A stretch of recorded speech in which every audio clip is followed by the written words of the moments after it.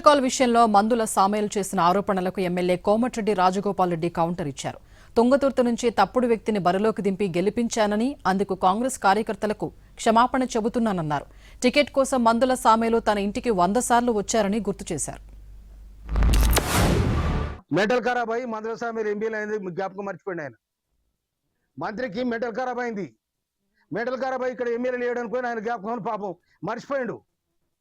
అంటే వీళ్లకు ఎస్సీ నియోజకవర్గం అంటే లెక్కలేదన్నట్టు అహంకారం అన్నట్టు. ఎస్సీ నియోజకవర్గం అంటే అహంకారము. మీ అహంకారపూరితమైన రాజకీయాన్ని సాగు దెబ్బ కొడతామని కూడా హెచ్చరిస్తాను నేను. మా దప్పులు మోగుతాయి, మా దండోరు లేస్తుంది. మా జోలికి వస్తే రాజకీయ సమాధికి మేము దప్పులు కొడతాం. మీరంతా మీరు ఉండండి, మా అంతలో మా ఉండండి. మా గౌరవాన్ని మీరు చిన్నతనం చేస్తే అంతకంటే చిన్నతనం చేస్తాం. తుంగతుర్తి మోత్కూరులో 2 కిలోమీటర్ రోడ్డు కోసం 100 సార్లు తిరిగినా ఆర్ఎండ్బి మినిస్టర్ గా నువ్వు ఏం చేసినావు చెప్పు? ఏం చేసినావు? శవాల పేరు మీద రాజకీయాలు చేస్తారా? మొన్న వచ్చా నీ తమ్ముడు మాట్లాడిపోతాడు, ఇయ్యాల వచ్చా నువ్వు వస్తావు. వినాశకాలే విపరీత బుద్ధి.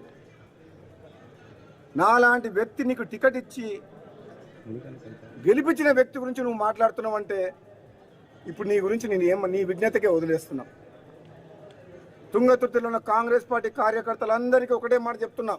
నా అభిమానులకు, నా పిలుపు మేరకు సామెల్ని గెలిపించిన మీరందరికీ కూడా నేను క్షమాపణ చెప్తున్నా. ఒక తప్పుడు వ్యక్తిని తీసుకొచ్చి టికెట్ ఇప్పించినా అని చెప్పి నాకు అర్థమైంది.